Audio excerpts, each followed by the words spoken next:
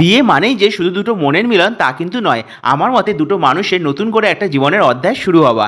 এর মধ্যে সবথেকে বড় ভূমিকা রাখে একটা মেয়ে, কারণ তাকে নিজের বাড়ি ছেড়ে এসে নতুন করে শ্বশুরবাড়িতে আবার সমস্তটা গুছিয়ে নিতে হয়। আর তাই আমরাও চেষ্টা করব বৌদিভাই যাতে খুব হাসি খুশি থাকে, ঠিক তার নিজের বাড়ির মতো করে। তারপর দেখো বধূবরণ শেষে অলরেডি তো সবাই মিলে কড়ি খেলাতে মেতে উঠেছিল এই বিয়ের টুকটাক মিষ্টি নিয়মগুলো আর কি।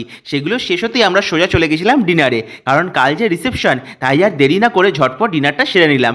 আর ডিনারের মেনুতে ছিল আমার পছন্দের one of the best Chinese কম্বোটা, সেটা হচ্ছে ফ্রাইড রাইস আর চিলি চিকেন। যেহেতু আমার দাদার বিয়েটা শীতকালে হয়েছিল, তাই বিশ্বাস করো শীতের রাত্রিবেলা ধোয়া ওঠা রাইসের সাথে চিলি চিকেনটা কিন্তু জাস্ট জমে গেছিল। তাই আর দেরি না করে একটু রাইস, গ্রেভি আর চিকেন নিয়ে মুখে পাচার করে দিলাম। আর টেস্টটা কিন্তু এক কথা হয়েছিল জাস্ট অসাধারণ। তবে তোমাদের কেমন লাগে এই কম্বোটা কমেন্ট বক্সে কিন্তু জানাতে ভুল করো না। আর তার সাথে অবশ্যই জানিও সম্পূর্ণ বিয়ের নিয়মগুলো তোমাদের কেমন লাগলো। আজকের মতো ভিডিওটা এখানে শেষ, বাকিটা নিয়ে আসছি পরের পার্টে। Subscribe for more.